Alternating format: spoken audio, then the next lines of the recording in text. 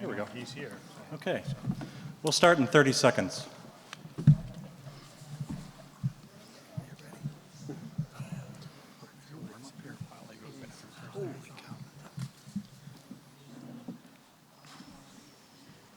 Okay. So we would like to welcome you all to the 31st Shape of Wooddale Town Meeting.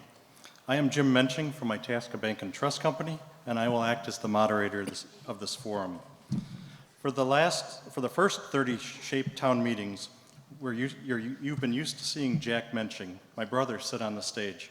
Jack retired from the bank as president in 2017 and as chairman in this last February. He very much enjoyed hosting these meetings and is very proud of the impact the meetings had on the communities. So now you're stuck with me. Just to clarify one thing before we start, I don't have Jack's sense of humor. We both have our dad's sense of humor. So I'm very excited to get this first meeting started. So the city moved the date and the time of this event up from November to September to deliver better weather, more daylight, and hopefully better attendance. We are glad you all made it this evening. The weather and the daylight is working out there. We'd like to give a big thanks to the Wooddale School District for letting us utilize this space here. Our format tonight will have the panelists talk for approximately 5 minutes or so to tell about their organization's recent accomplishments, challenges, and their future plans. We allow the mayor some extra time. After every entity has had their opportunity to speak, we'll entertain questions from the audience. For the question and answer period, we ask that you write out the questions and turn them into the people who are around to collect them through the auditorium over there and over there. So I will try to group some of the questions to speed up the process and avoid bringing up the same topic over and over again. As a way to try and improve our communication, we were asking you to consider writing your name and address on the card so that if there is additional follow-up needed, you can be contacted. We will not read the name out loud tonight. One thing that we ask is that the questions be non-political and non-personal in nature. This is an informational forum to help educate all of us. Unfortunately, we cannot allow people to speak from the audience because others cannot hear you and the television cameras will not pick up the sound. After the program, there will be cookies and coffee for everyone. You can use that time to get any follow-up questions answered by your elected officials. Many things have happened this year. I'm sure you will come up with some good questions. Our speakers tonight will be Ron Herff, Board President, Wooddale Fire District. Julie Sabo, Board President, Wooddale Public Library. Aida Milkovic, Board President. She's actually recently promoted Board President, so our sign is wrong, but I'm announcing it correctly. Wooddale School District 7. John Marquardt, Executive Director, Wooddale Park District. Rick Cambick, Director of Communications and Community Engagement, Fenton High School, District 100. And the Mayor of the City of Wooddale, Nunzio Police. So many of us speakers have brought people with them from organizations to handle any questions, which may be technical in nature. From time to time, we may use them to help to answer questions. When they answer, we ask that they step to the microphones so that everyone can hear. Our first speaker tonight is Ron Herff, Wooddale Fire District Board President, 12 years in his position, 18 years on the board, and lived in town for 57 years. Ron?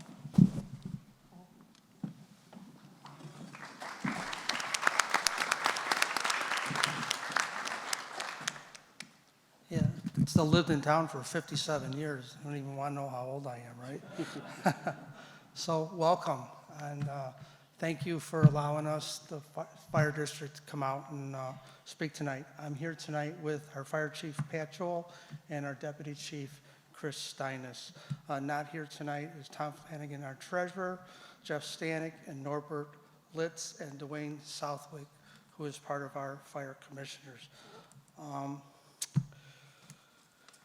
So as far as our calls last year, right?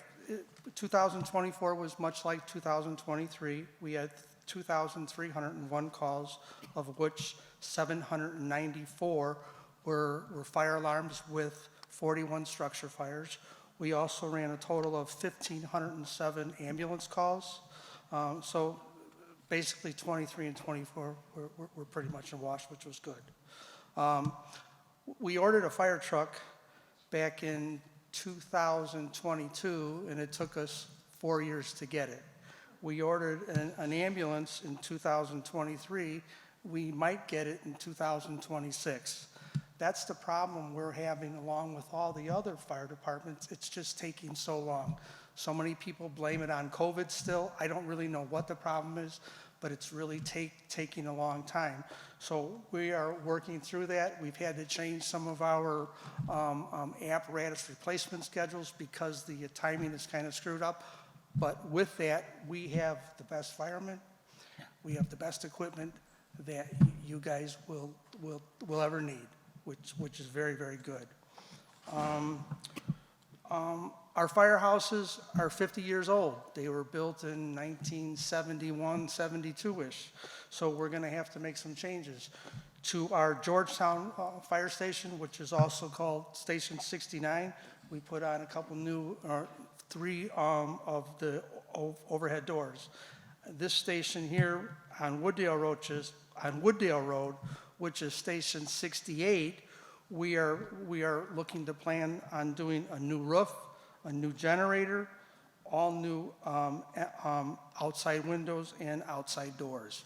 You know, they're all, single pane and the wind just blows right through them, so it's about time that we replace those. We also get grants. In 2025, we received a $25,000 grant from the Illinois State Fire Marshal's Office, and we used that to replace some of our small equipment. The district continues to work with the city on some of the events throughout the community. We also have specific things that the fire district does. We have a Knox Box program, which is for the residents. If we have a elderly person that has a lot of medical problems, we can put a residential Knox box on your door. So if you call the fire department and if someone doesn't answer the door, we can go ahead with our special key, open up that lock, and we can gain access to the house so that we're not breaking doors down and windows and everything else. It's a very cool thing. All you have to do is call the fire department for that.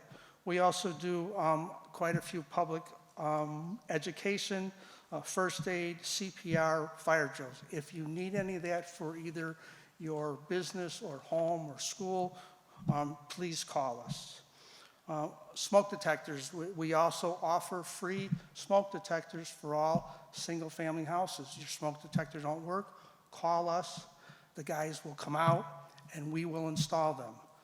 And those are provided by a grant through the Illinois State Fire Marshal's Office and the Illinois Fire Safety Alliance. We also do carbon monoxide detectors, which is very important, right?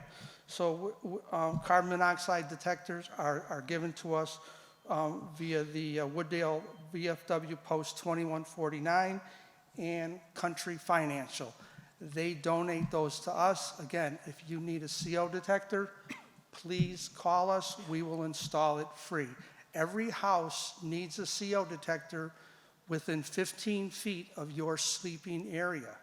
So please, if you don't have one, go home.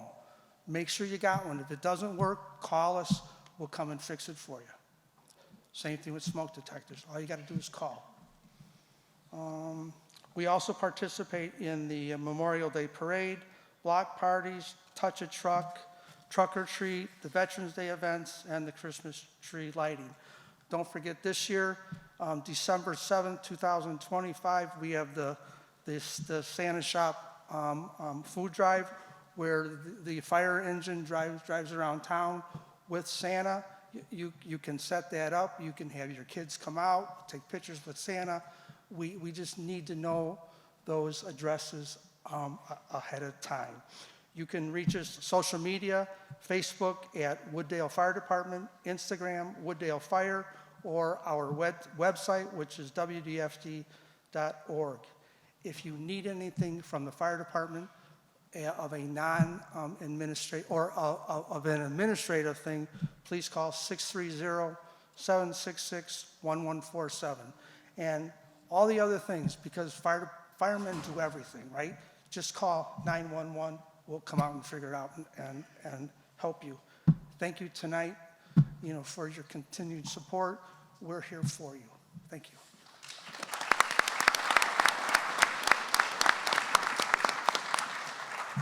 Thank you, Ron. Our next speaker will be Julie Szabo, Wooddale Public Library Board President, 4 months in her position and 4 years on the board. She's lived in town her whole life. Julie?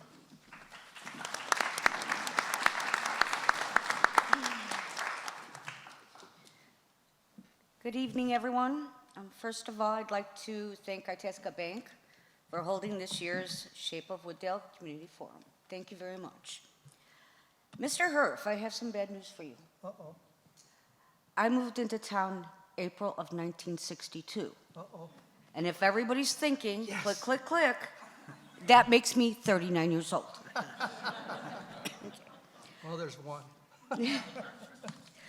So I've lived here all my life, and the library's always been a big part of our family, all the way from my daughter going to story time with Miss Jenny, my mom going for computer classes because she was re-entering the workplace, and the nice librarians that helped me get my associates because there was no internet or Wikipedia. I got on the board during a time when we were all stuck at home during COVID. And they took notice that even before and during, I was still there all the time. I personally benefited from their programs during the lockdown. Virtually, I met authors of books I read. I did a tour of Peru. I did crafts and flower arrangements. I'd pick them up, go back to my garage, and put them all together by video. But during that time, I'd also like to tell you that parents and grandparents were coming up to me, thanking me for our programs that were keeping the kids busy during the summer, because there was no place they could go and nothing they could do. And now we're back with regular hours, and we have expanded programs. So at the library, we've had an exciting year, introducing new programs, resources, and services. One of the first things you may have noticed is we have a new logo and updated website. I believe it's on one of the posters out in the hallway. These changes are more than just a fresh look. They're about making it easier for you to connect with the services, events, and books, and other items in our collection that matter most to you and your family. We've also added several new online resources. And the best part, they're available at any time, anywhere, at no additional cost with your Wooddale Library card. And here's some of the highlights. You can now read current issues of Chicago Tribune, Chicago Sun-Times, Daily Herald, and other newspapers and magazines from around the world. Online, all without hitting a paywall, which if you don't know what that is, that's please enter your credit card and we won't charge, but that won't happen. Need help with the job hunting? You can get free online coaching for your resume, interviews, and skill building through BrainFuse, and it's on their Job Now app. For students, BrainFuse also on their Help Now app. It offers free homework help, practice tests, and even live virtual tutoring from real people. And if you've ever wanted to learn a new language, Rosetta Stone is now available with over 30 languages for you to discover. And I know 2 people that are already using it. The director and myself, we are refreshing ourselves on the French language. These tools are here to support learning and success, no matter your age or your background. Other programs that have expanded this year, we've introduced more field trips, like the recent trips to strawberry picking and Chicago architectural tour cruises, culinary classes, arts and crafts, and English as a second language, which is sponsored by the College of DuPage and totally funded by them also. We're especially proud of how our programs are growing for families, children, and people with disabilities. This summer, nearly 500 people joined us to kick off the super successful Summer Reading Challenge season. 101 adults read a total of 1,773 books, and 275 kids and teens read a total of 4,394 hours. Over 100 of those kids and teens earned a carnival wristband during Prairie Fest, thanks to the partnership with the City of Wooddale and the Wooddale Bank and Trust. Our circulation and door count numbers are also continuing to rise, showing that more people are reading and using the library as a place to learn, gather, relax, and work. We've also added some fun and useful items to our collection and services.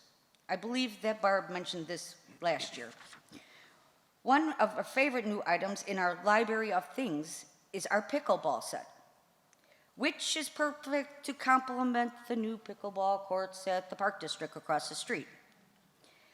If you didn't know, the Library of Things is growing collection, and it includes items like tools, games, kitchen gadgets, educational and entertainment-based technology, hobby equipment, and crafting supplies. I looked at our new website, and I was surprised to find that we also have a karaoke machine and an electric dumpling machine. Who's going to use that? But make sure you check out this site. I am sure there is something for everybody. And did you know faxing, scanning, and computer access at the library is free? And every Wooddale Public Library card holder gets $10 in free printing and copying every year. Another new program, if you noticed in our parking lot, is we purchased 2 new electric vehicle charging points. Now, charging costs are around 35 cents per kilowatt. But if you have a library card, you would receive the discount of 10 cents per kilowatt. We've been working hard to connect our community not only to books and other items, but important services as well. We continue to partner with local elected officials, nonprofits, and other agencies to host events like government office hours, resource fairs, blood drives, and the food drive, which we participate in conjunction with the City of Wooddale. We're also looking forward to upcoming Hispanic and Polish heritage programs this fall. These events will celebrate the cultures that help make Wooddale such a rich and diverse place to live. Please join us for Hispanic Heritage Night at the library on Thursday, October 9th from 6 to 8 to enjoy Latin American food and beverage samples prepared by Wooddale Restaurants, Fenton's very own mariachi band, and my favorite, Mexican bingo. It is in Spanish and English. We also invite you to explore Polish heritage by attending a Polish genealogy class and a traditional song and dance performance by Le Konik Dance Ensemble in late October. To register for more information about these and all the other events, you can visit us at wooddalelibrary.org. To close, I want to encourage everyone here, whether you're a longtime resident or new to Wooddale, to get a library card if you don't have one yet. Visit us to check out a new program, explore our online resources, and of course, to borrow a book or movie. The library is here for you, and we are looking forward to seeing you discover what is next. Thank you.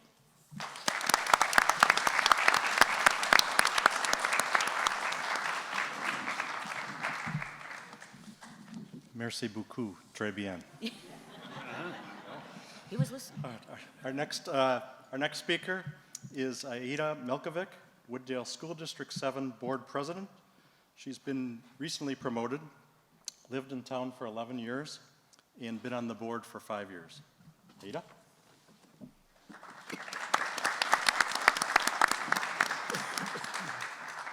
Thank you. Good evening, everybody. On behalf of Wooddale School District 7 Board of Education, I welcome you to our beautiful Center for the Arts for this year's Shape of Wooddale event. I want to thank the City of Wooddale for inviting us to be a partner in tonight's gathering.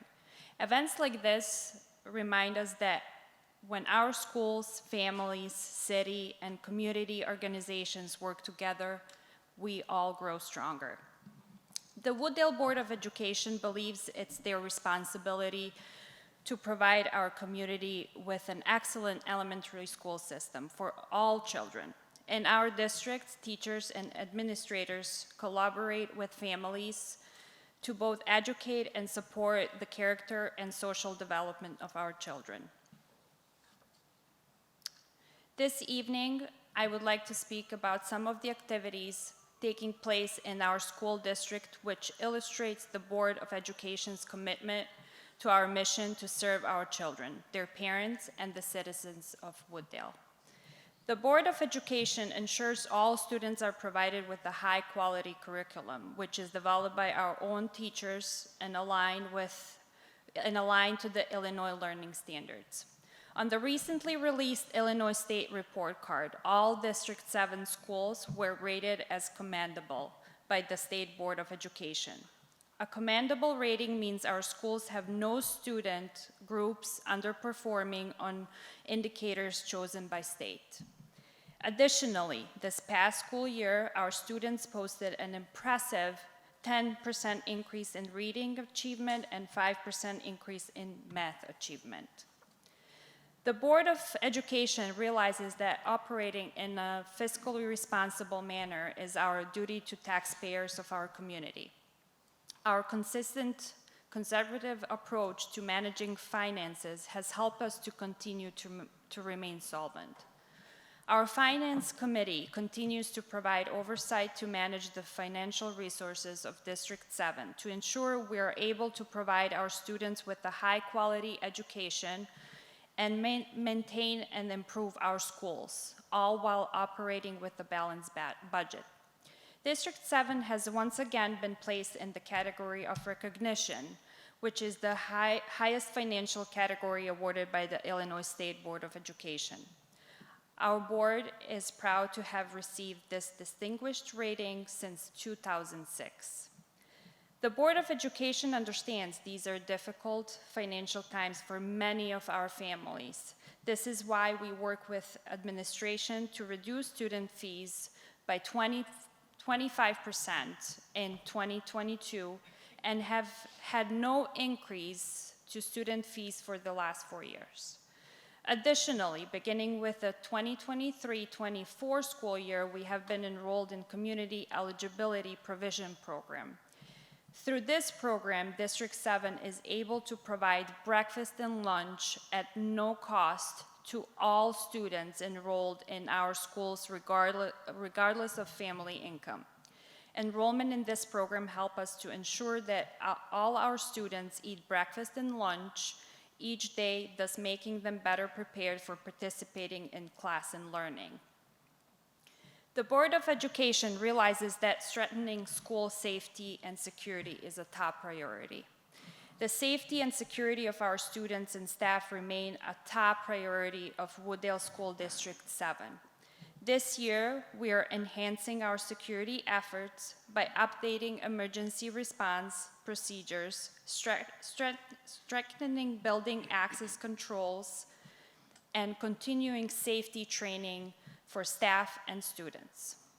To further support these efforts, the board has set specific goals to expand our camera systems.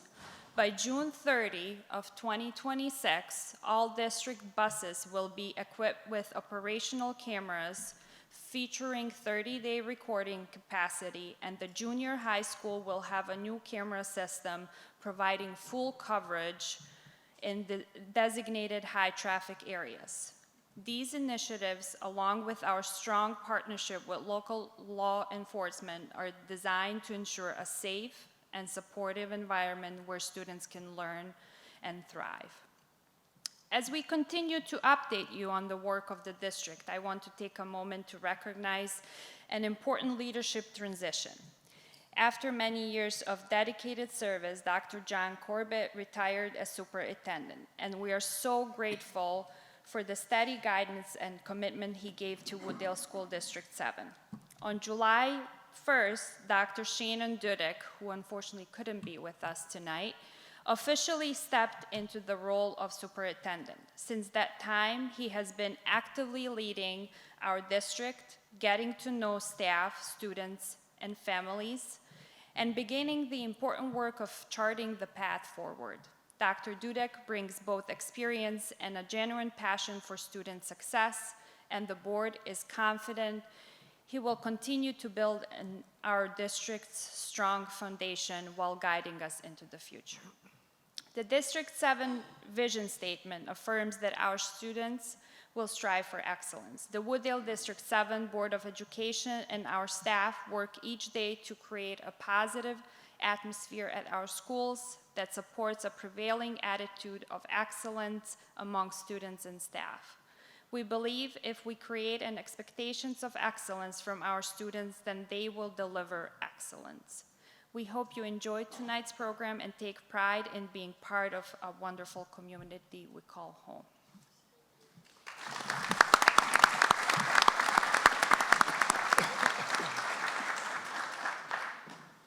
Thank you. If anybody has questions, go ahead and write those out and raise your hand and raise the question, and we'll come around and pick those up.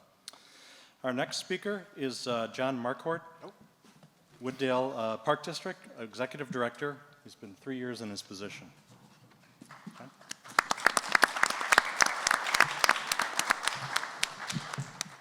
So, being the only bald guy on the stage, I feel like a cooked egg sitting underneath these lights. But good evening, everyone. It's an honor to join you tonight and share some highlights from a truly remarkable year.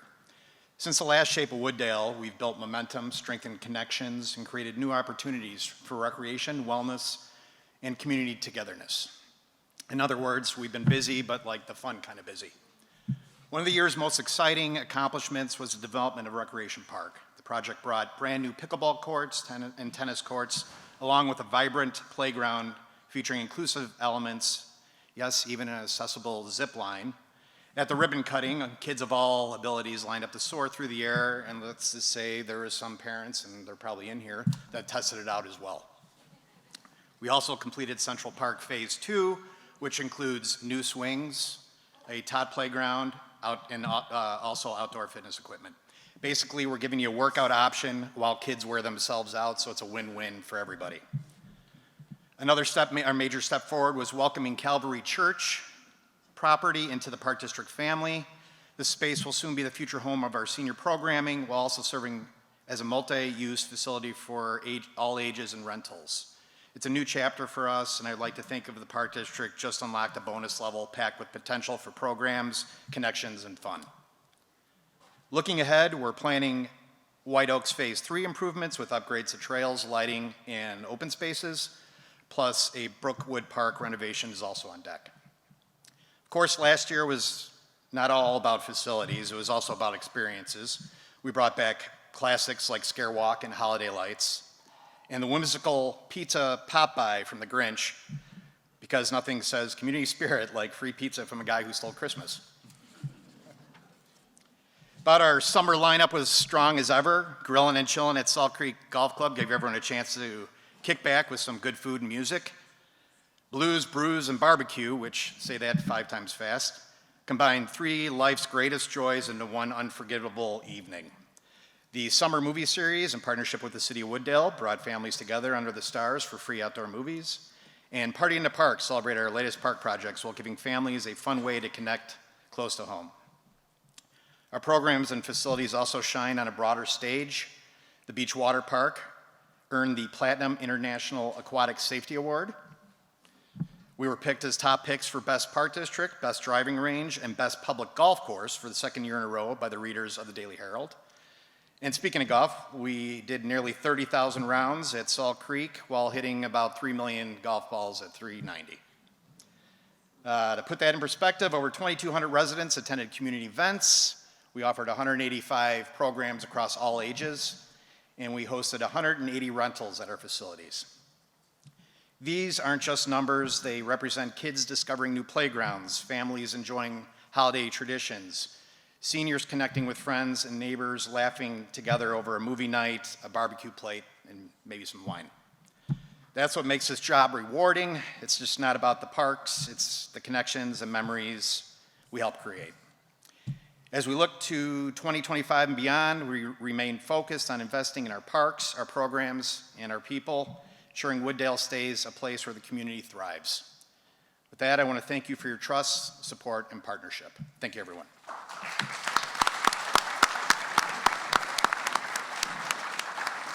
Thank you, John. Our next speaker is Rick Cambick, Fenton High School, District 100, Director of Communications and Community Engagement. He's 6 years in his position. Rick?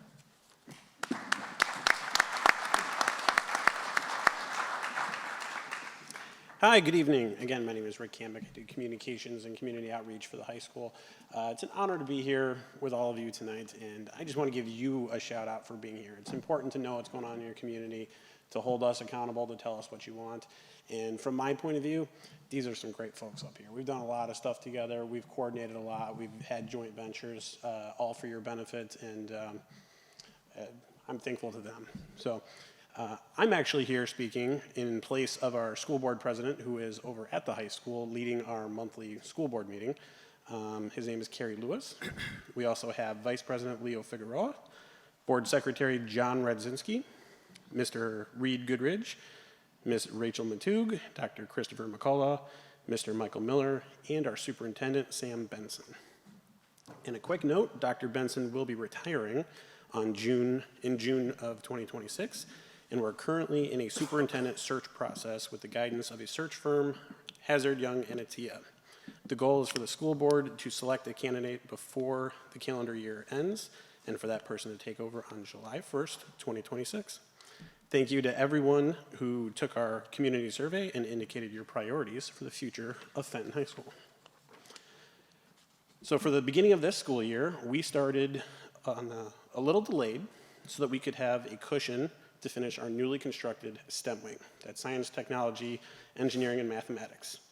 The reception from our students, families, staff, and even alumni who have traveled from Peoria to come back and see it has been amazement and awe. A lot of them saying it looks like a college campus. The Fenton Board of Education has dedicated this new addition to the communities of Bensonville and Wooddale for your continued belief in the possibilities that education can bring to our students. This STEM wing features 6 new science classrooms, 4 new classrooms for biology and chemistry, 2 new classrooms for engineering and computer science, 10 breakout or independent study areas, and a multi-purpose learning staircase that serves as access from the first floor to the second floor, as well as a larger class activity space and an after-school venue. When we connected to the existing building over the summer, it provided us with an opportunity to upgrade existing bathrooms and to redesign one of the hallways to include a ramp.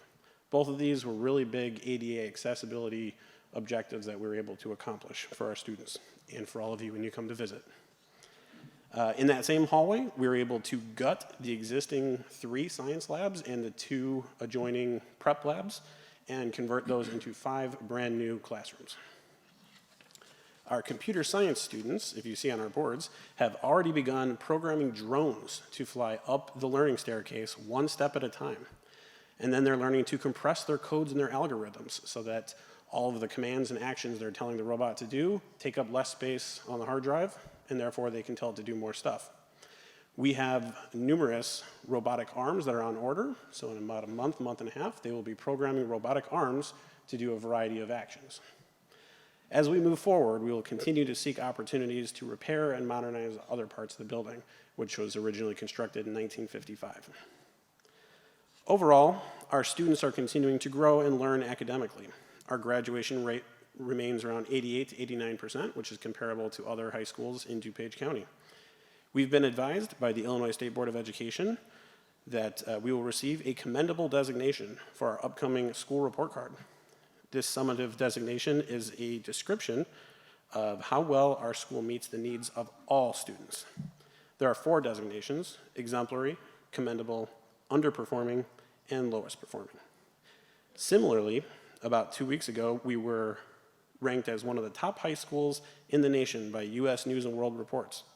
They noted our strong college curriculum and the impressive fact that 33%, or 1 out of every 3 students, has last year attempted to take at least one AP exam.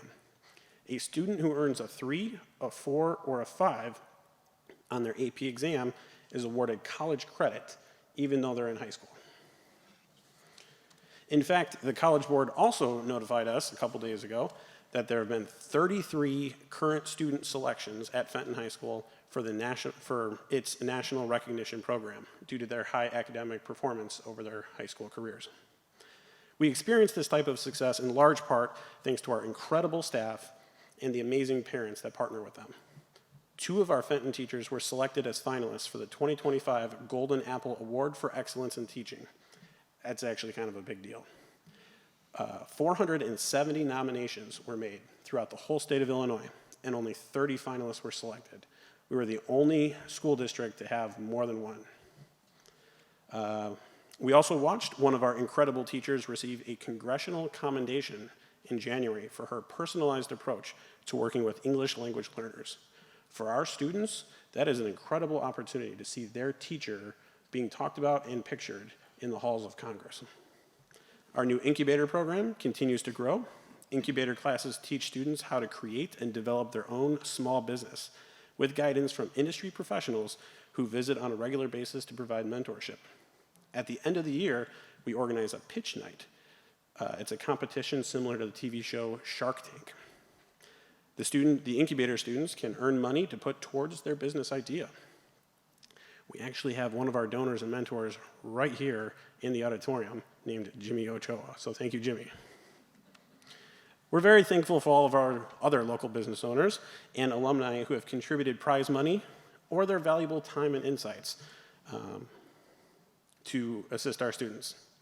One of the business teachers involved in the incubator was recognized by DeOS and the College of DuPage as the 2025 Career and Technical Education Teacher of the Year for his work in creating the incubator program. DeOS is the DuPage Area Occupational Education System. I mentioned alumni. Alumni are a key part of our future plans. Fenton wants to celebrate our alumni and their successes after graduation. Not just our test scores, not just what they did while they were on our field, but what they've done afterwards.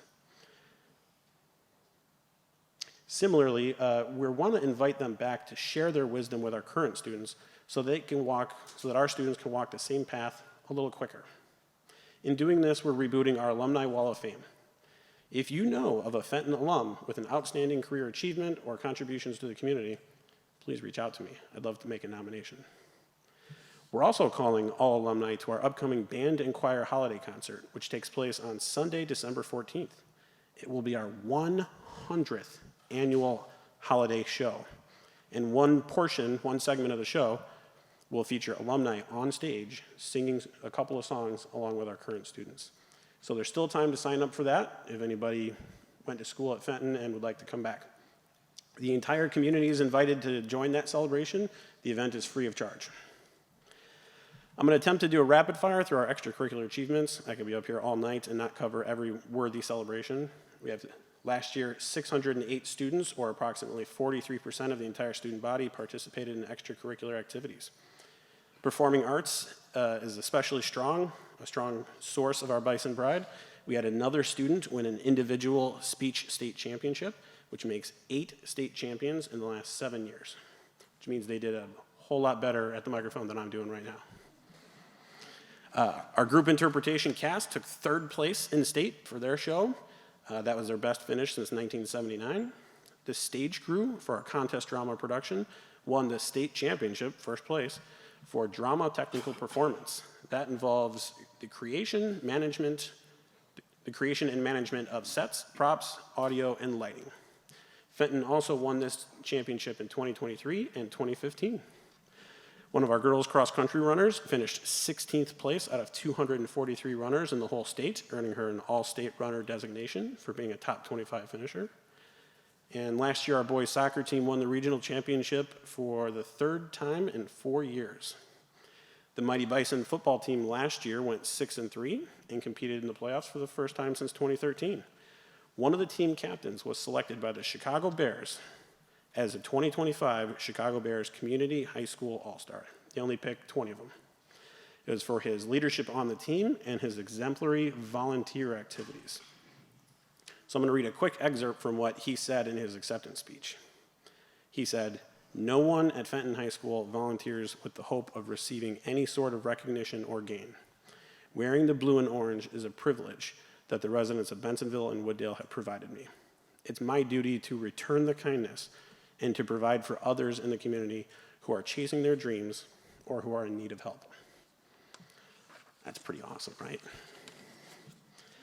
Some of his volunteer activity was with the Bensenville Wooddale Food Pantry, and I'm very blessed to be the president of the board at the food pantry. So knowing this young man, I'm pretty sure he would want me to stop talking about him and to remind everybody here that September is Hunger Action Month. If you have the ability to volunteer or the means to donate, please do so. Nobody deserves to go hungry, and none of our kids can learn if they're focused on their stomach being empty. We're very proud of this community service requirement. All students have to complete 25 hours over the course of their career, and if they're in the National Honor Society, they have to do 25 every single year. This is a great asset to our school because it keeps our kids anchored in the community, it keeps them connected with you, and it gives them real life experiences every single day. So in conclusion, our school is thriving thanks to the support and the love from everybody in this room and in the city of Wooddale. We're going to continue to work tirelessly to make you proud. Thank you.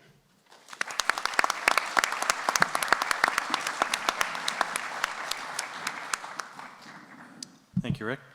Lastly, we have Nunzio Police, Mayor of the City of Wooddale, 12 and a half years in his position, 16 and a half years on the board, and lived in town for 34 and a half years.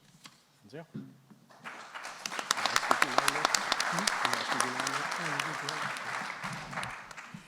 Good evening, everyone, and thank you for coming out this evening. We'd like to thank the School District 7 for allowing the use of their facility and thank Itasca Bank and their entire staff for hosting this event and helping out this evening. And of course, let's not forget our moderator this evening, Jim Menching.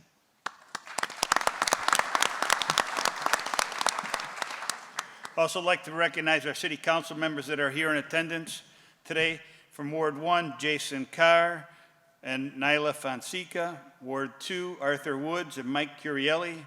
Ward 3, Tony Catalano and Artie Woods. And from Ward 4, Mike Sosmarsky and Nadine Ames. Our clerk, Lynn Curielli. Treasurer, Sandra Porch. We also have staff in attendance, Manager Jeffrey Murmis, Police Chief Chris Zito, Finance Director Brad Wilson, Public Works Director Alan Lang, Community Development Director Stacy Springer, and Community Relations Director Janelle Silva. We thank you for the opportunity to showcase our community, and we are ready to answer your questions. We'll start with trains and airplanes.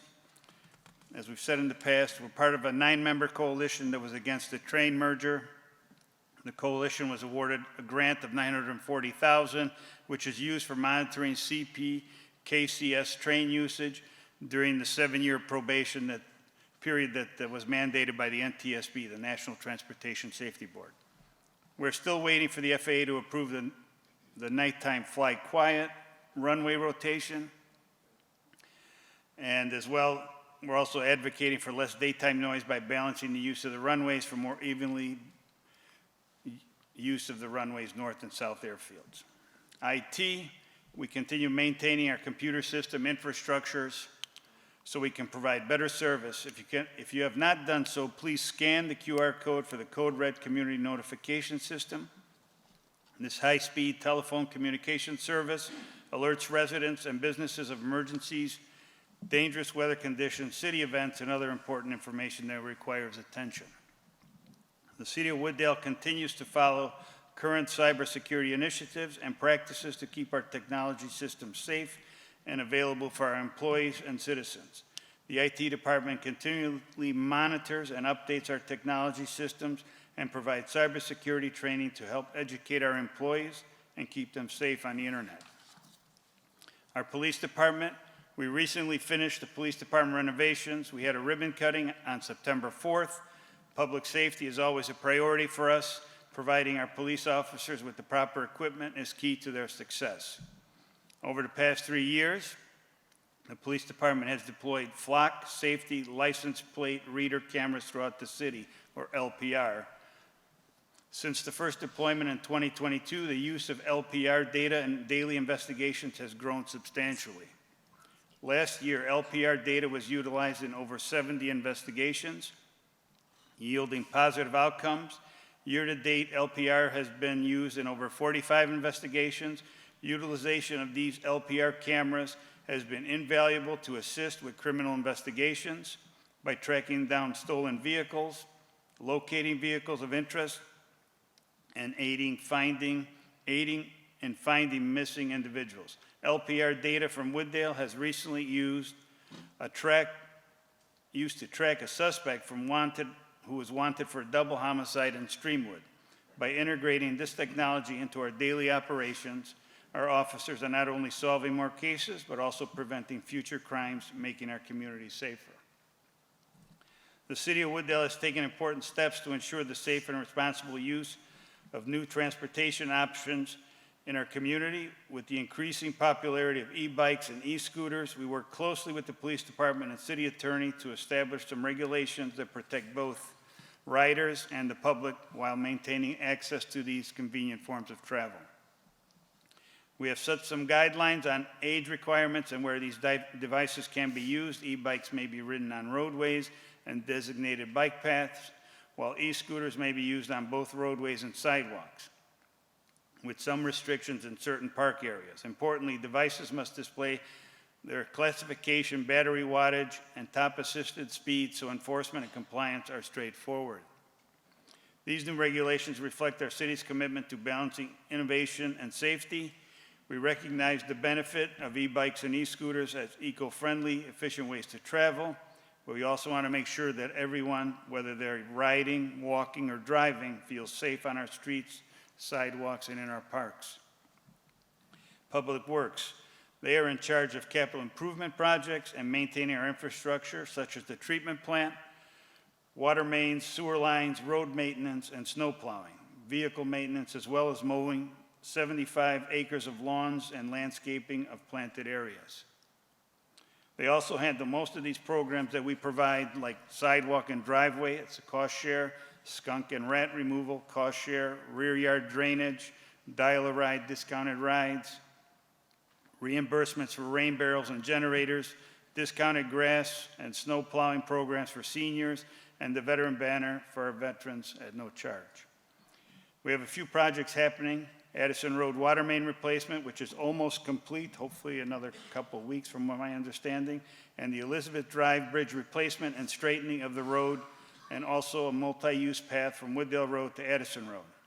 Both projects are funded with grants. The path is funded at about 60%, hoping to start that this fall, and the bridge is funded at 80%, and that will start next year. Unfortunately, we took almost a year with IDOT permitting.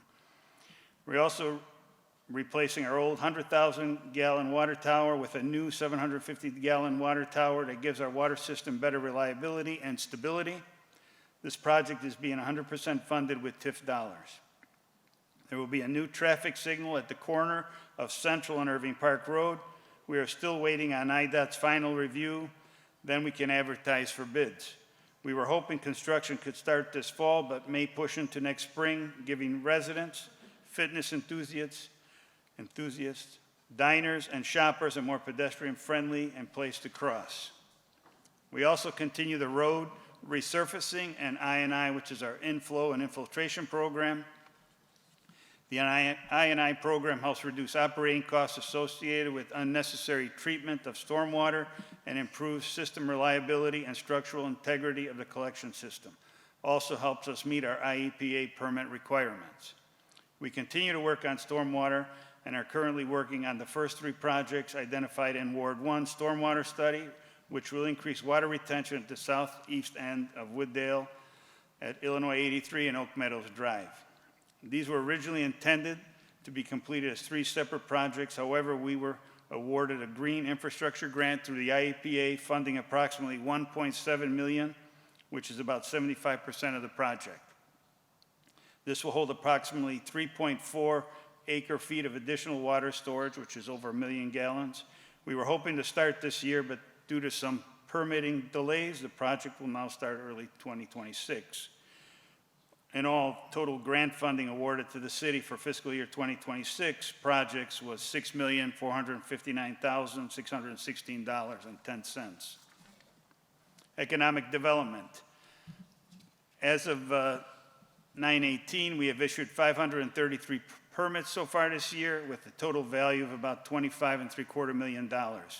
We just had the groundbreaking for Northwood Station on September 10th, which is a new 4-story apartment building with 148 units. That is right next door to the City Hall. We are excited to have this approximately $37 million project begin. Should take about 18 to 24 months. At the corner of Wooddale Road and Commercial Street and directly across the street from the future Northwood Station Apartments, we are looking to start a community park project starting with an amphitheater or pavilion. This project will be phased in. The area will become an asset to the community in which the area can be used throughout the year along with our special events.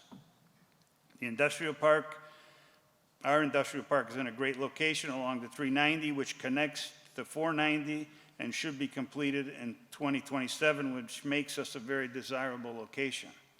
Along Route 83 and north of Foster, we have had approximately 85 acres annexed into Wooddale. The first 20 acres was for the Nippon headquarters, which was about 315,000 square foot. The remaining 65 plus acres was for Cyrus One Data Centers, which in May held their topping off ceremony for the first building. They are putting in 4 buildings, all data centers, with approximately 870,000 square foot. The first building should be completed first quarter in 2026. The industrial park continues to be a vital economic driver for us. Our industrial park remains approximately 95% occupied, and over the past several years, we have seen continuous investment by businesses. Along Irving Park and Wooddale Roads, the city continues to offer facade program.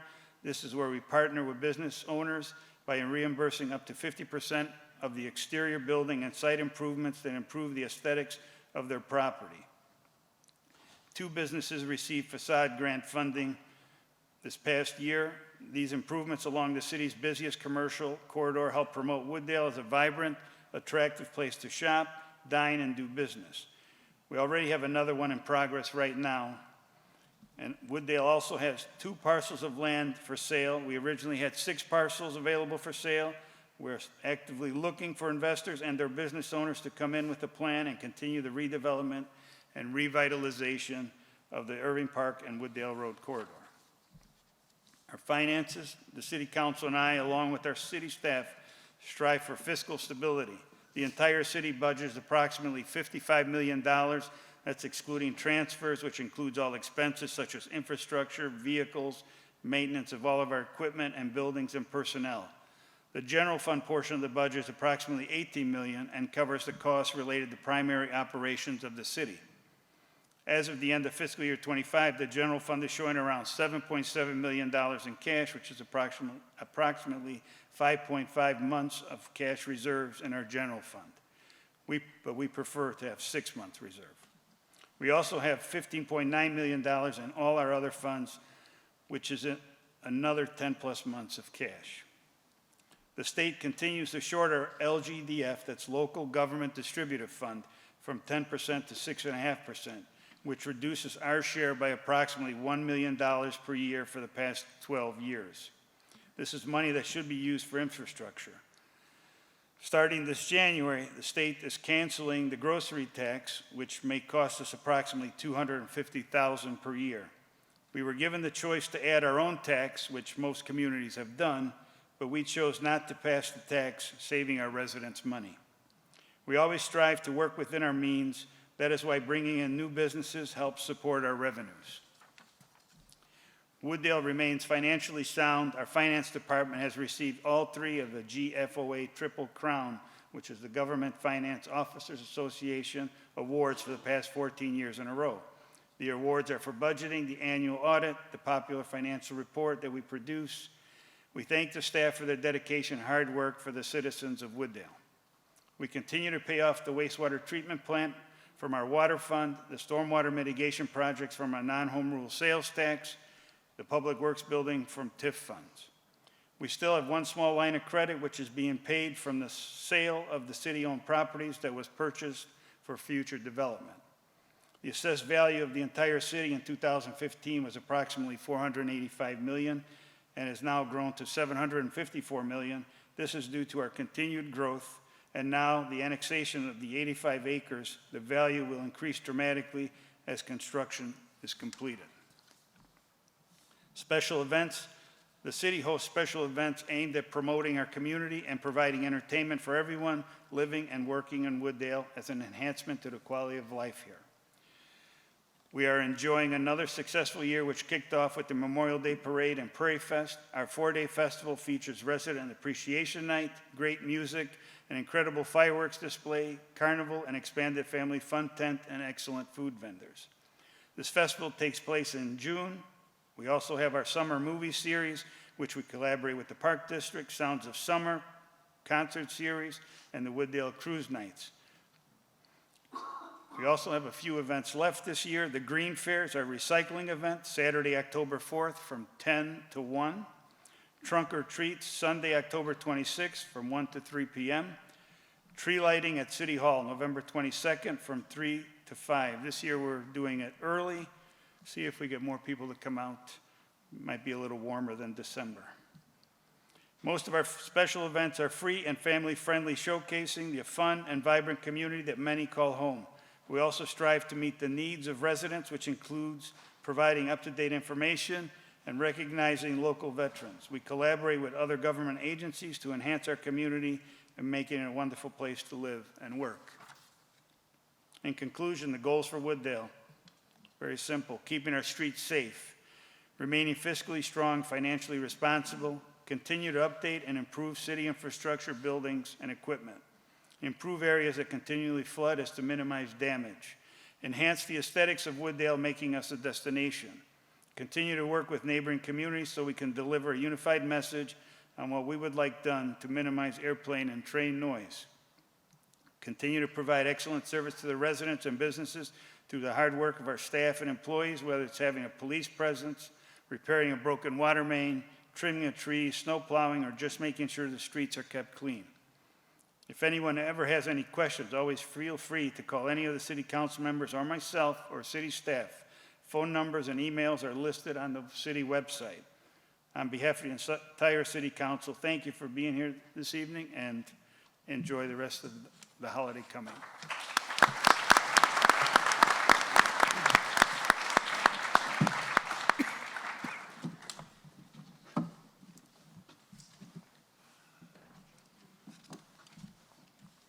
Okay, got a fair number of questions. Thank you to all the speakers tonight. You did a great job. So I'm just going to get right into the questions. Do you have a sip of water yet?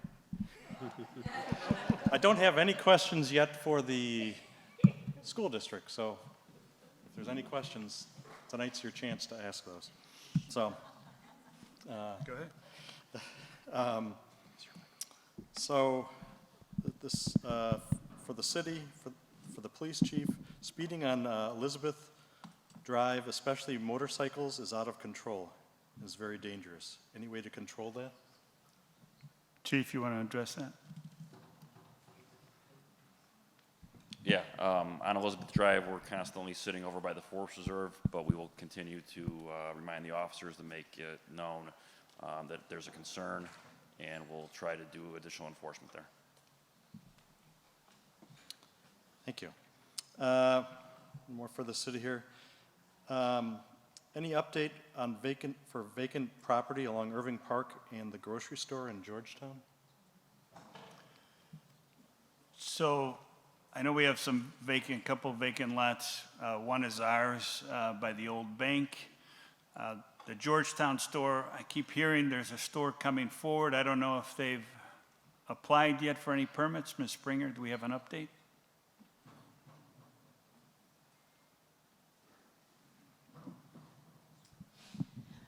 I also heard that we have a grocery store coming, but they have not yet applied. I understand that they are interested in looking into purchasing the grocery store from Frank's, and there's some negotiations going on. And then Irving Park Road, yes. We do have 2 pieces of property that the city owns that we are marketing for sale, and we're working with a developer on one of those sites. Great, thank you. For the library, any plans for Sunday hours during the school year? Hi, everyone. My name is Chris. I'm the director of the library. This is a frequent question that we get, and so we are looking to hopefully bring those back in 2026 in conjunction with the start of the school year, but nothing's been solidified yet. But that's what we've been working toward, at least in the last 3 years since I've been at the library. Okay. For the city, why are the residents still expected to pay for city stickers when other cities' stickers are free to their residents? Well, actually, a few weeks ago, I made a comment, since the data centers are coming online in or first in the spring, that we should have a discussion about getting rid of those city stickers since we have new revenue. But we have not had that discussion. I would think it's going to pass and go away, but again, that it's to be a council decision. But we have this new revenue, and I know if we don't come forward right away, the staff will find a spot for it. So we basically, that money should cover basically the city stickers and some of that grocery tax that we're going to lose from the data center. But that vote has not taken place yet. Okay. For the library, why are there no programs for babies?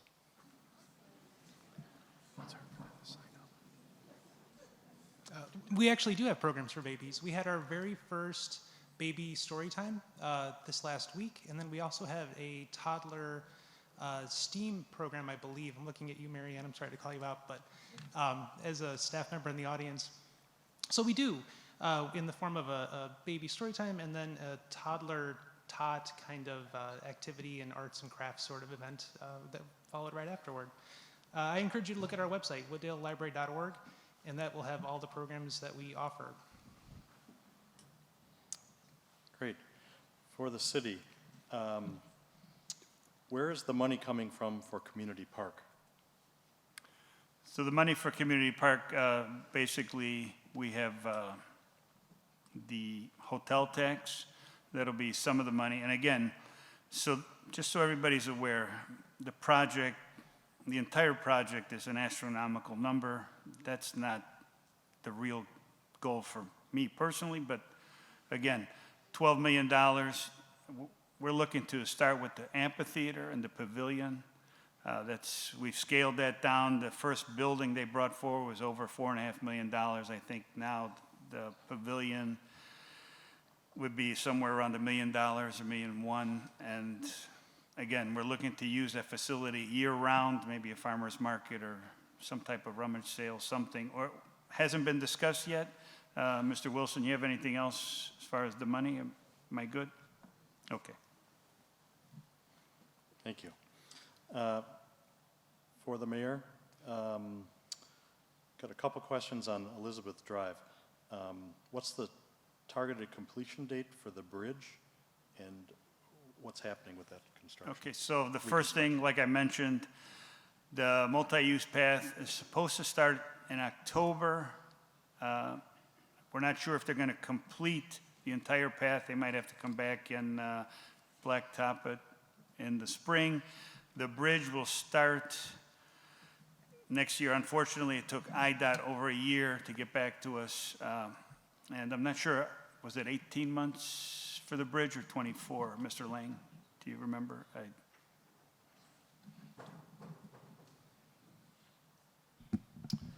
So there was a delay with our phase 1 review from IDOT.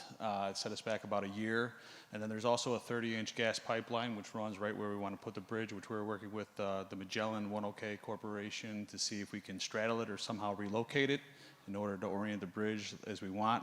So that has led to a delay. We're currently targeting a state letting of June of next year, which will put construction towards the end of next summer, barring any other delays.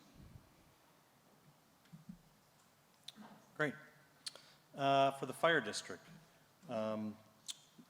will you offer a first aid class for the community? Absolutely. Just give us a call. Okay.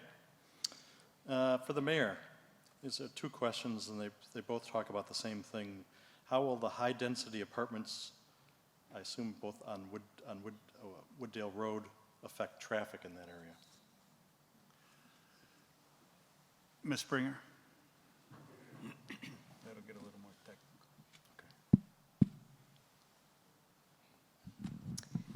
So when the apartments went through the public hearing process, they were required to have a traffic consultant prepare a traffic study. The existing street of Wooddale Road is able to accommodate much more traffic than it currently handles. And so they determined that with the additional residences, about 148 apartments, that it would not exceed tolerances. So, for example, it wouldn't make intersections become unreasonably long waits. So the traffic study did determine that the street can handle the additional traffic, and there were no concerns. Sometimes if there are going to be significant traffic that is projected, they'll recommend some improvements to the streets, such as turning lanes, but none were recommended in this situation because it was within tolerances. Great. I'm on a traffic theme here. Can the proposed traffic light be moved on Irving Park and Ash instead of Central to assist the residents south of Irving Park to access Irving Park Road easier?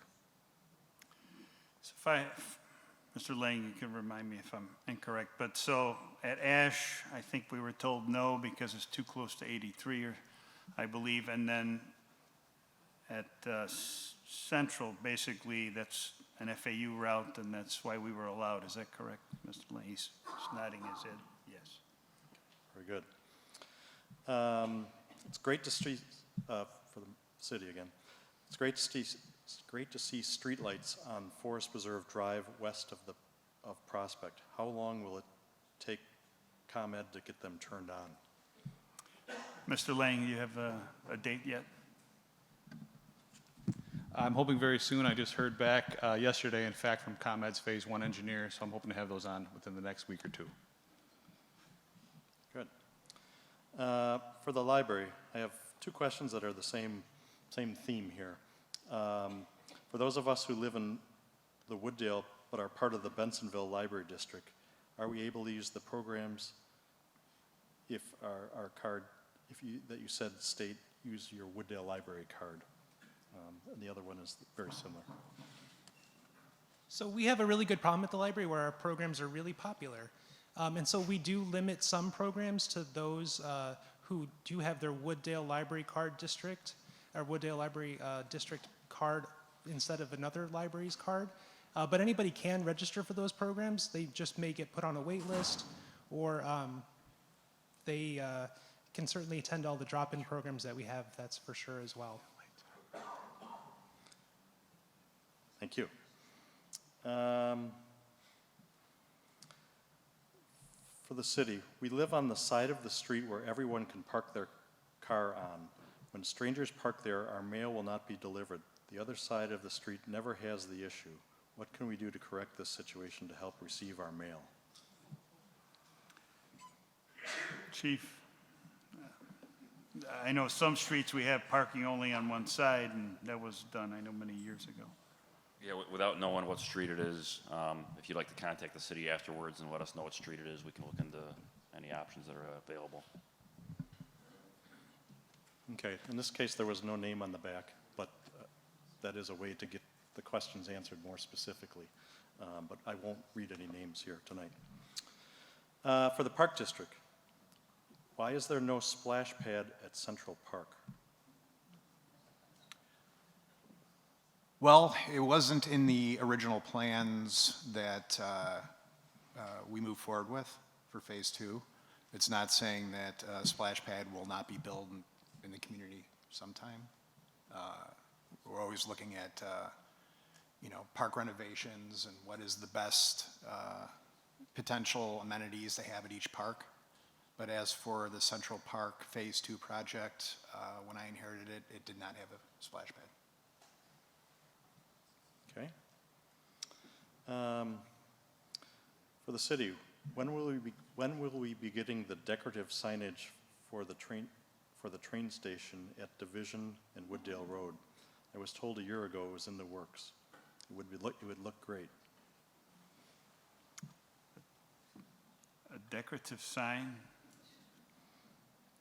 Decorative signage for the train station at Division and Wooddale Road.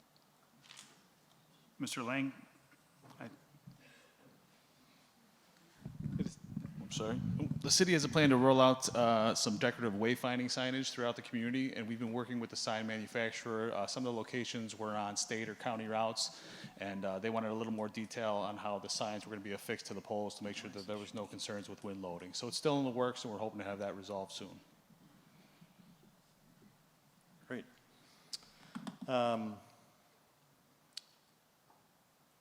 Are any of the new condo developments on Wooddale Road stated as subsidized housing? No. Okay. It's easy. Some are yes or no questions.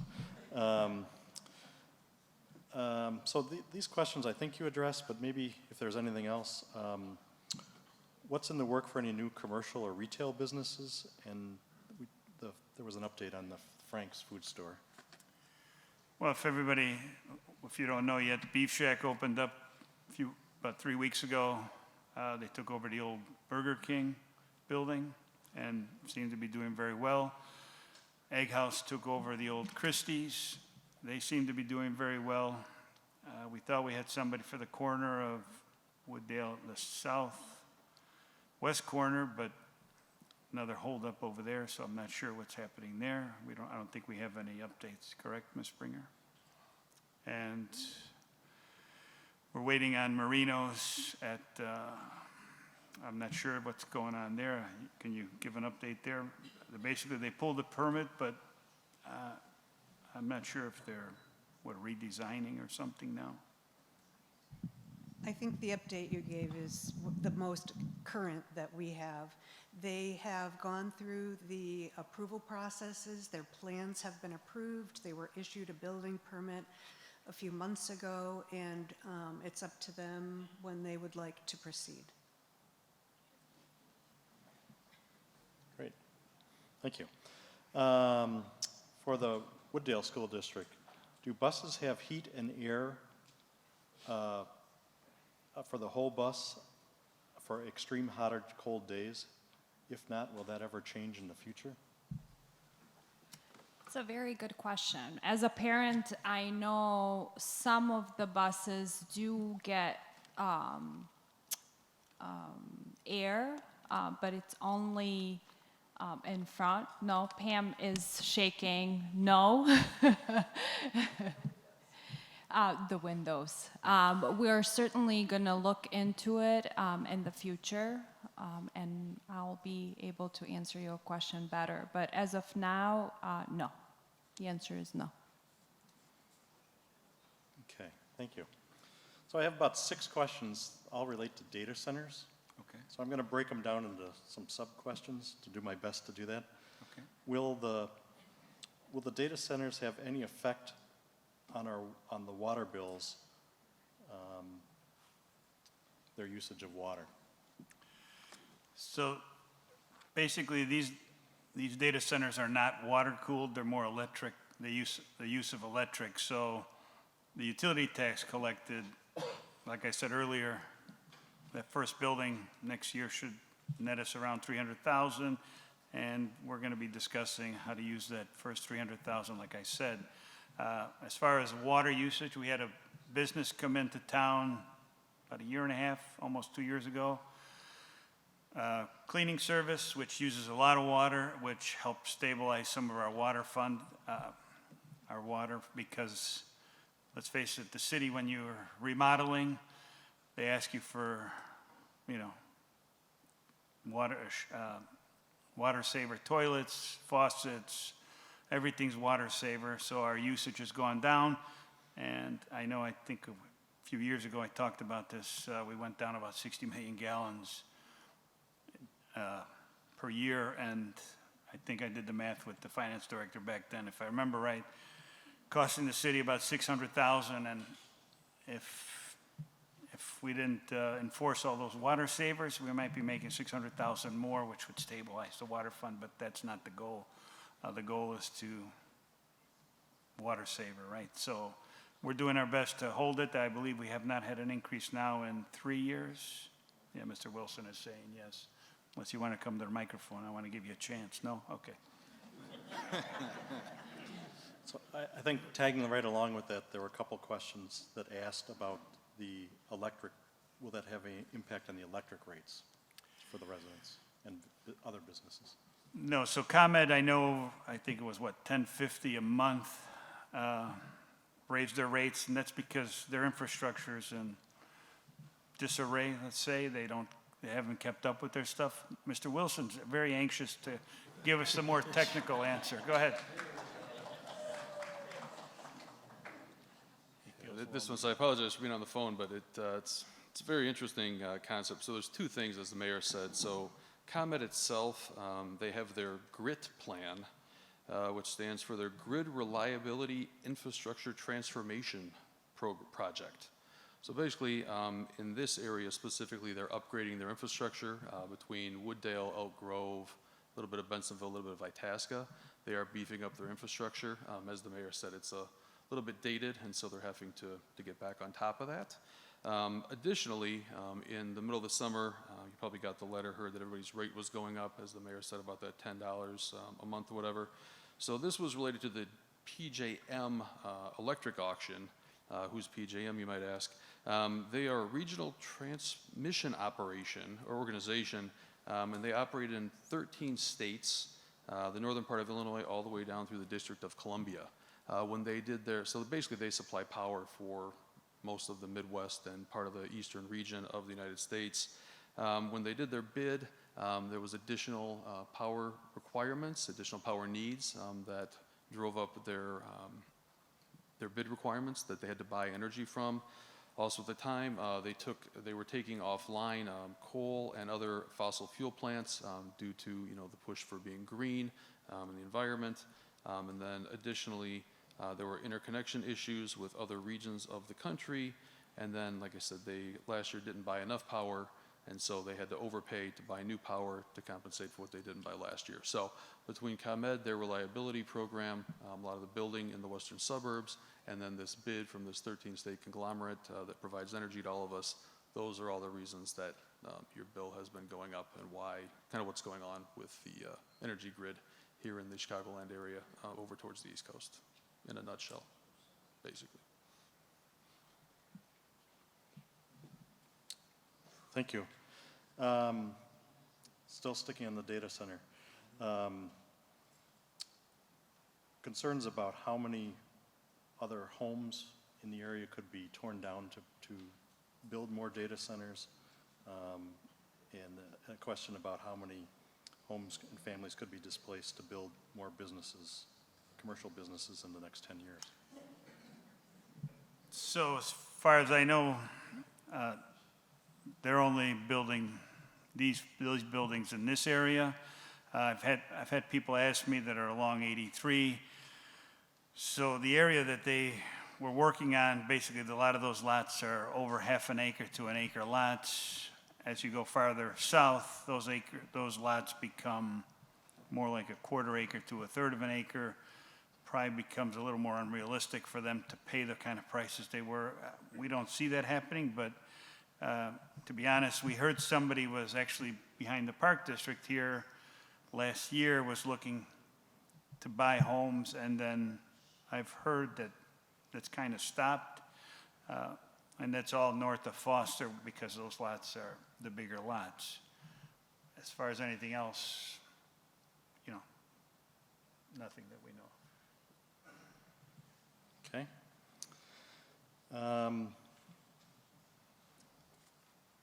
two questions about the train parking lot.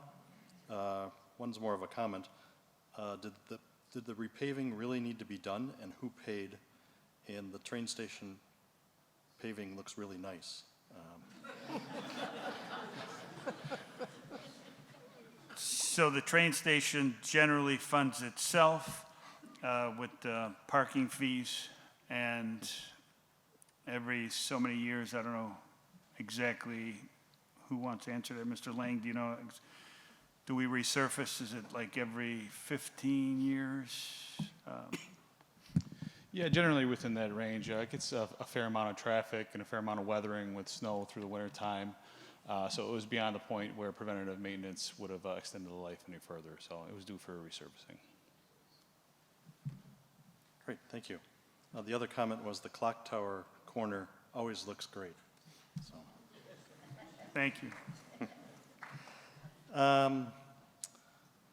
For Fenton, is there any comment you can make about the teacher involved with the student publicly? No. We had an independent review that was done, that we hired an outside firm, and they provided us with a bunch of feedback and things to implement. We have posted that on our website to read, but that's about it. Okay, back to the city. The community newsletter reported that on the council's decision to replace the old water tower in Irving Park.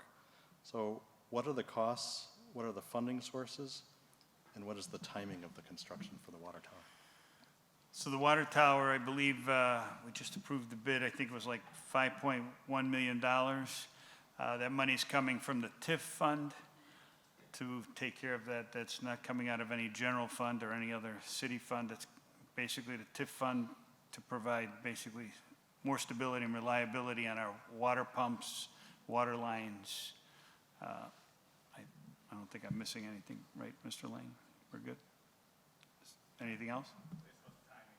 Oh, the timing, it's starting in the spring? Go ahead. So because of contractor availability, they're pretty busy putting up water towers out throughout the area right now. There's only a few firms that do this kind of work in the Midwest. They're not planning to start until probably next fall, and then it's going to be about 15 to 18 months to construct the new tower and get it into service. Okay. I have a fair number of questions left, but we should be able to get questions in. If there are any other questions, get them up here. We'll get them answered. I found a second one which basically asks the same question about car stickers. So that was addressed, Okay. I believe. The city aldermen and women should get together about the noise from planes and make a list of people so the airport doesn't say we don't call. So they should keep track to document who's calling so that they can't say that we're not calling. So basically they've changed how they receive those calls, but generally Wooddale has about 20 individual residents or addresses that call in the bulk of those calls. I know a few years ago we tried to get people to come out, call at least once a week. If we get 1,200 residents once a week, it gives us something to stand on. But you sit at those meetings, and a lot of the stuff, they've made up their minds and whatnot. I mean, they're dragging their feet on the fly quiet. We've sent them a letter. People just are not calling.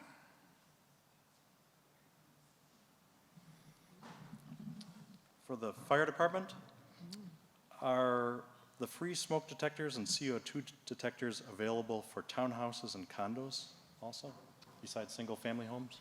I'll let the chief answer that.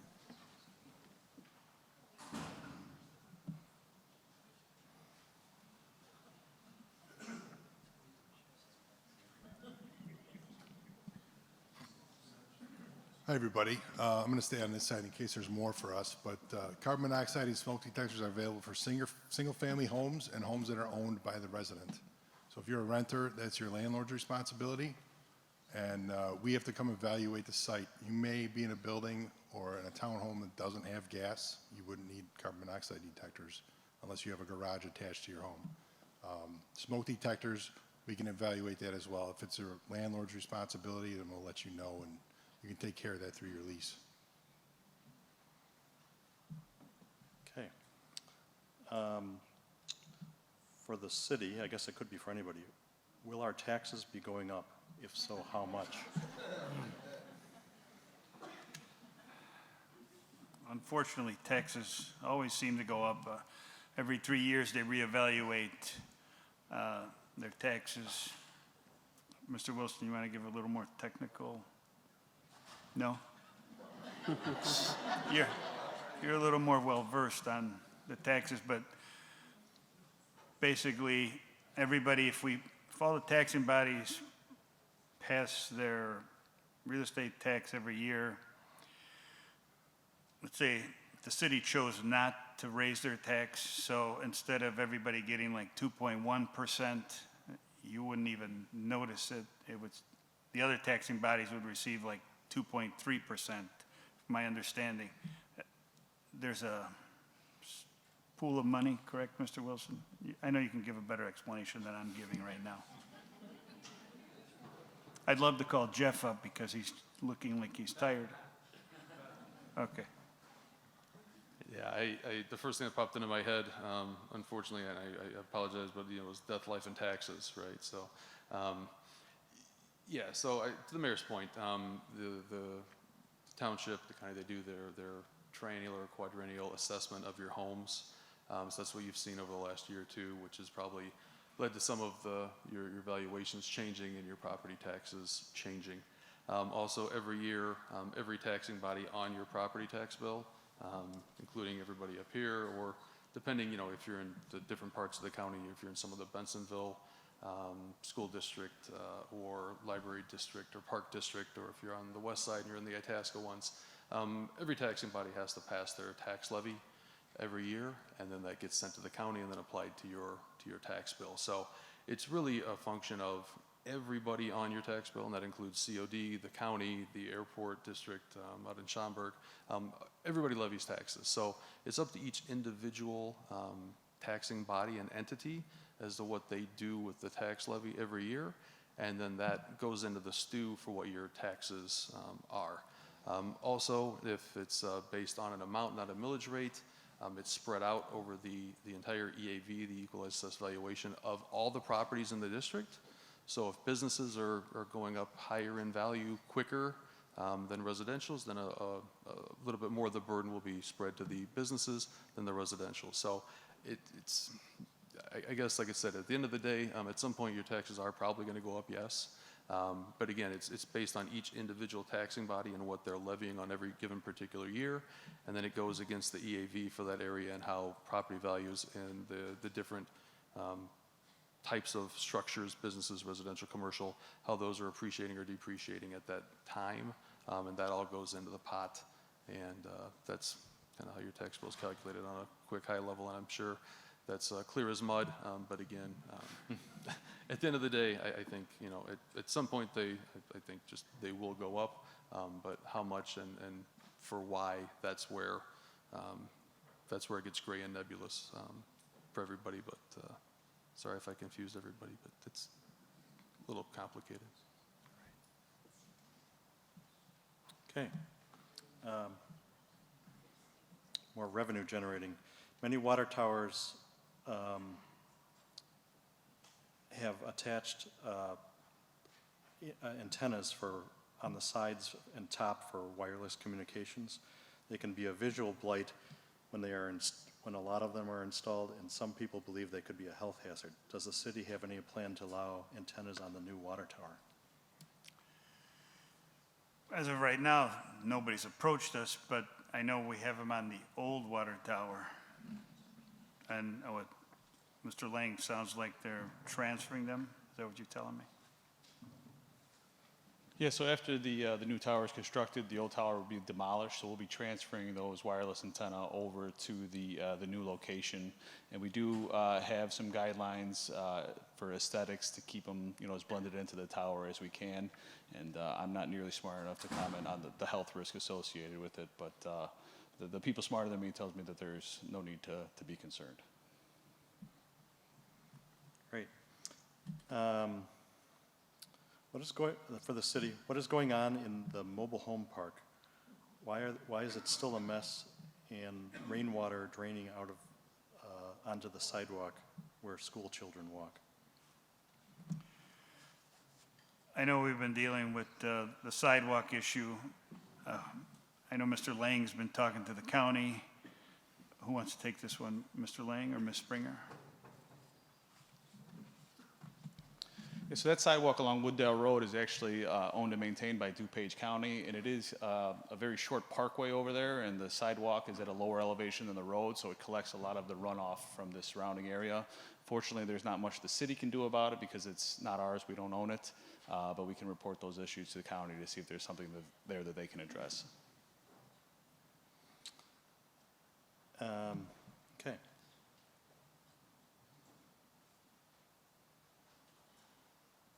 Sorry, it's hard to read. Mayor, during the construction at Addison Road and Irving Park, the westbound traffic was routed through the Jewel Target parking lots. Very dangerous. Isn't it illegal? What government body decided how to reroute the traffic? I'm not sure about that one. I know they had to make a connection right on Irving Park, and they had to dig a hole on both sides of Irving. Mr. Lang? Yes, so we didn't reroute any traffic through the Target and Jewel parking lot. We had to excavate a pit in the westbound northernmost lane in order to line the main underneath Irving Park Road. We did a reduction in laneage to one lane in each direction and closed off the exit from Jewel and Target, but we didn't direct any traffic into that parking lot. Our traffic control plan was submitted to IDOT and approved by them, in accordance with their standards. So It was a little scary coming from the west. I come to Wooddale to give my grocery tax money to you guys. So for the library, I think I understand the question now. Sorry.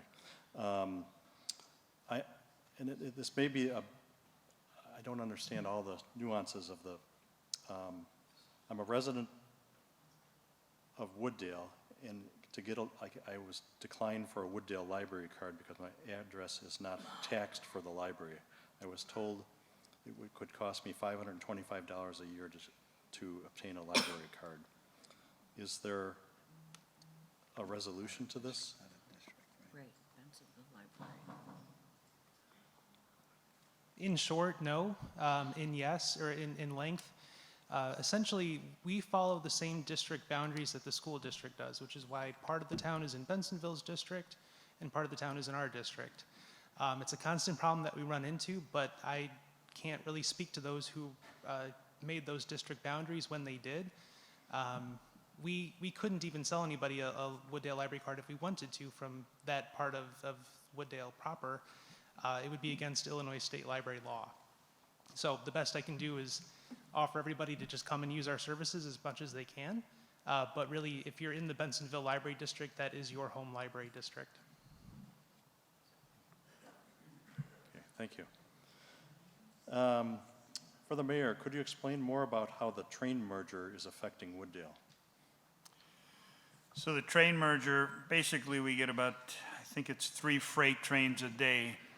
They're on probation right now, but basically, what is it, 2.5 years now? It's a 7-year probation. Once they're fully operational, they're talking about, could be as many as 11 trains per day, freight trains. And basically the NTSB gave them the okay. I mean, the communities have been arguing. We're trying to get some kind of relief of some kind, but they have 7-year probation, and with basically the rail yard in Bensonville still kind of under under construction. So they're slow playing it. As soon as the 7 years are up, I would imagine they will get closer to those 11 trains. Okay. This one's a little more simple. Rat problem? Yeah. So at all the construction over by the airport and the trains, there's a lot of movement of land along the tracks. We've had some mobility movement, right? They've been coming west. That's why we started the program. Any resident who wants to apply, we opened it up. First, we did the alleys and some of our areas, and now we've opened it up to the residents. Basically, the Public Works Department is handling that program. It's a cost share with the city. We want, just like we did with the skunks, right? We used to have a lot more skunks. That skunk program kind of slowed that one down, but we need to work on this one. We don't want it to get out of hand. So just another comment. Love the concerts lately. Thank you. So I'm down to the last 6 questions here. If there are any more questions, it's kind of the last chance to get them in before I close things up. In regards to e-bikes, why is the operator not required to have a driver's license or be 18 years old or older, especially with the recent death of a young man in Arlington Heights? I'm going to turn that one over to the chief because he has to deal with the enforcement, which I know is probably a little difficult. Yeah, when we drafted the statute, we mirrored what the state statute is.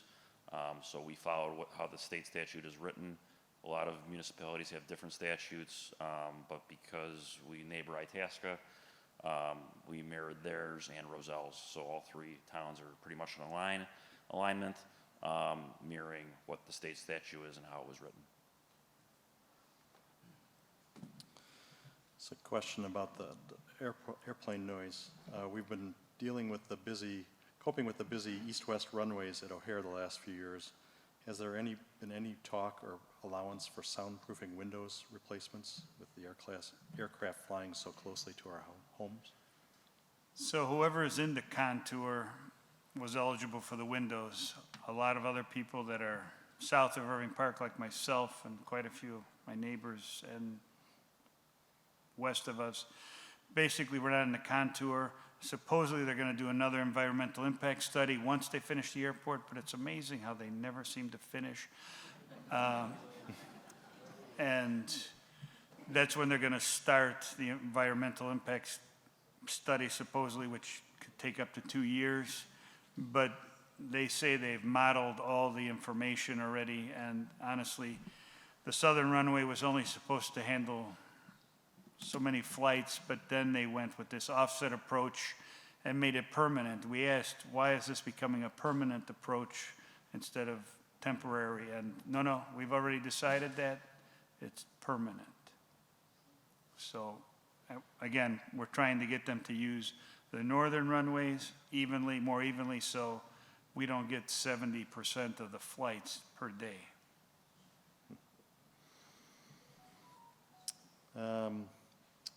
For the city, is there any connection between the new water tower and the water cooling needed by the data centers? No water cooling at the data centers, as I mentioned before. The old water tower is basically coming to an end.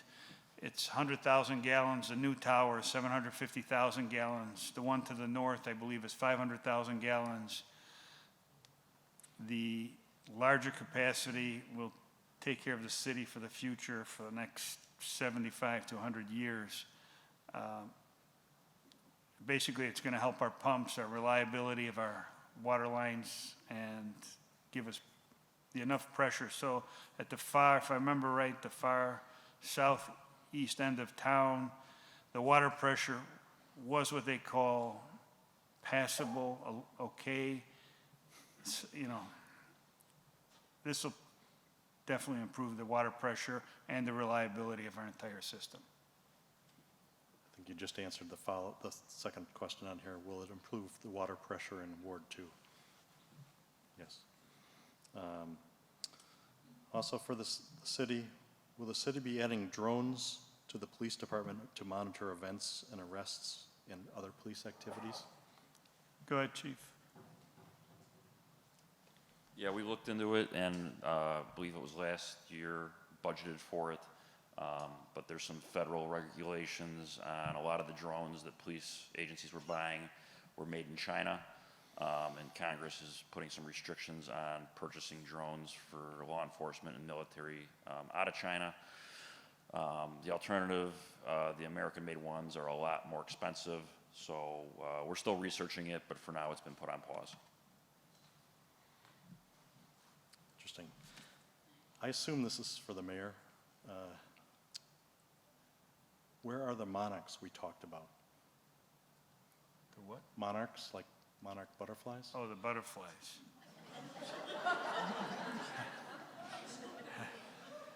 So, we're always trying to improve our landscaping, our areas. I mean, some of the ponds, we made it more nature friendly.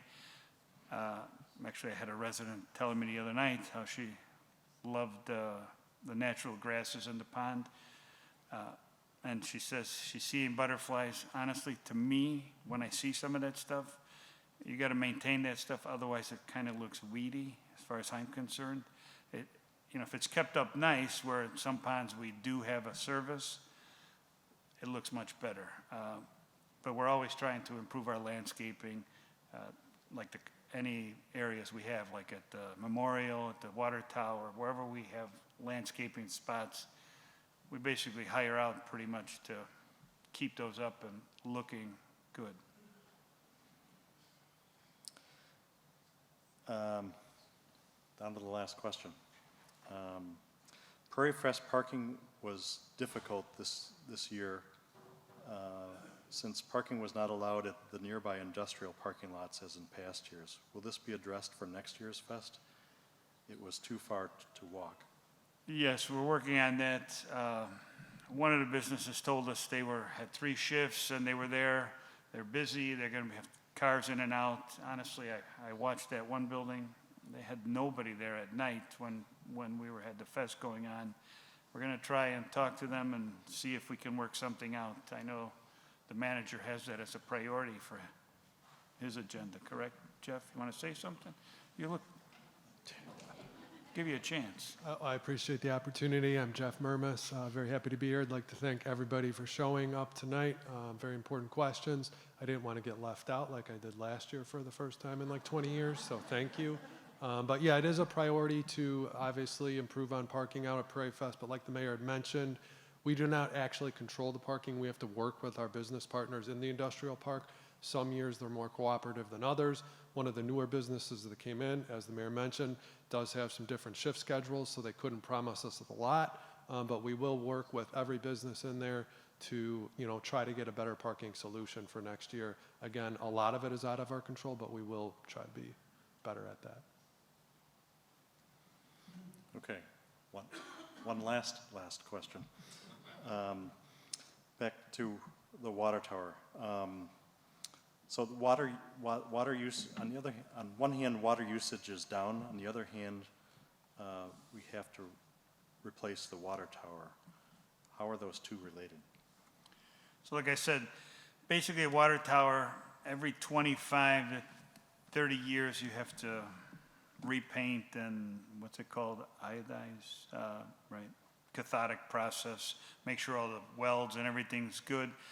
But after when you get to about 70 years, you have to come to some kind of realization. Do you put up a new tower? In our case, ours was put up close to 70 years ago and was only 100,000 gallons. Nobody anticipated the growth in our community.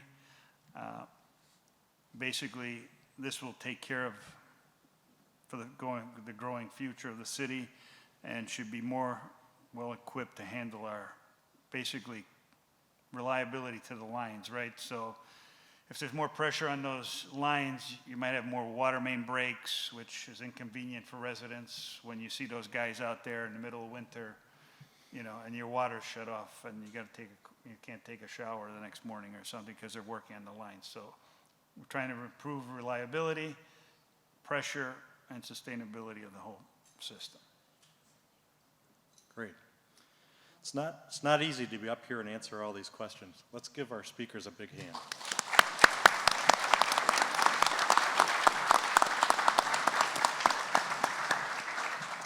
We'd also like to thank you all for coming to and participating in the Shape of Wooddale Town Meeting. We look forward to hosting this program next year. You'll be able to view tonight's meeting on the City of Wooddale's YouTube channel. You can find the link to the channel on the city's website. Look for the red YouTube icon in the upper right-hand corner. Please help yourself to coffee and cookies. Thank you. Have a good night, and see you next year.